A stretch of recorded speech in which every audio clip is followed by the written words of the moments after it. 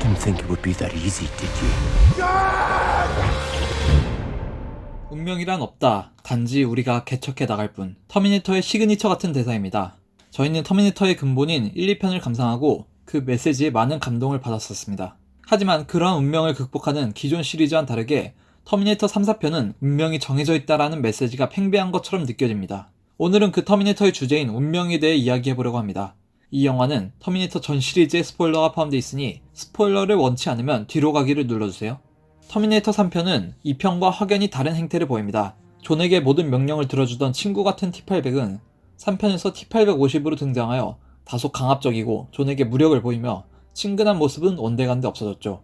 아마 2편에서 그런 아버지 같은 터미네이터의 모습을 본 팬들은 3편에서 그런 부분에 조금은 거부감을 느꼈을 수도 있습니다. 터미네이터 3편의 부정적인 평가가 제일 크게 작용했던 점은 운명은 개척하는 것이라는 메시지를 부정하며 결국엔 핵전쟁은 막을 수 없고 너희는 살아남아야 한다 라는 방향으로 돌아선 점이 가장 클 겁니다. 하지만 이 요소를 과연 부정적으로만 봐야 할까는 좀 생각해 봐야 될 것 같습니다. 아마 여러분들은 의아해하실 텐데 제가 지금부터 설명해 드리겠습니다. 터미네이터의 역사는 근본적으로 정해져 있는 행태였습니다. 인류가 멸망하고 기계들이 인간을 지배하며 인간들은 저항군이 되어 기계에 대적하고 결국엔 승리를 이뤄낸다는 것입니다. 하지만 존 코너 일가는 핵전쟁이 일어나는 미래조차도 아예 발생하는 일이 없게 하기 위해 사이버다인을 폭발시킵니다. 하지만 그런 행동에 책임이 따르듯 티천의 추격, 경찰들의 공격, 양부모의 죽음, 정신병원 탈출 등 엄청난 노력이 따릅니다. 이렇듯 운명은 쉽게 극복할 수 없습니다. 스위치를 껐다 키듯 손쉽게 비켜나갈 수 있는 부분이 아니죠. 그렇기에 운명이 정해져 있지 않다는 점이 아닌 정해져 있지 않은 운명을 극복하고자 하는 그들의 의지에 감동을 받습니다. 터미네이터 3편의 결말에선 결국 핵전쟁을 막지 못합니다. 존 코너의 노력으로도 극복할 수 없다는 이유였을 겁니다.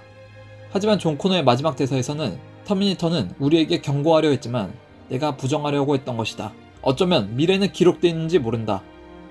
터미네이터가 내게 가르치려고 했던 건 싸움을 멈추지 말라는 것이었다. 난 결코 멈추지 않을 것이다. 라고 합니다. 터미네이터 1, 2편과 다르게 운명을 바꾸는데 성공하진 못했지만 운명을 극복하고자 하는 의지라는 부분에서 더 명확하게 전달하고 있습니다.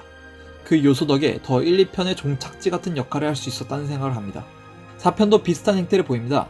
존 코너는 어머니의 말씀을 듣고 카일에게 전해들은 이야기를 토대로 기계와 싸워나갑니다.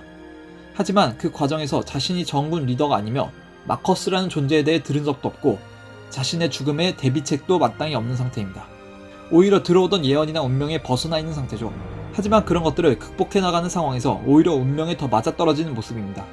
그래서 오히려 터미네이터 1, 2, 3편의 내용이 4편에서 맞아떨어지는 것을 보고 극적인 이입을 느끼게 해주는 건 운명과 맞아떨어져서가 아니라 캐릭터들이 성장하고 그 의지가 캐릭터들을 더 강하게 변화시켜준다는 점이 핵심입니다.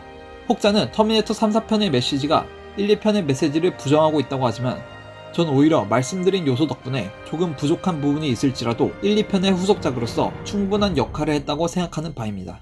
여러분들은 터미네이터의 운명론에 대해 어떻게 생각하시나요? 저는 여러분들의 생각을 더 듣고 싶습니다. 댓글로 추가적인 의견, 비판, 반대 여론 뭐든지 달아주시면 감사하겠습니다. 이상으로 에르크랑이었습니다.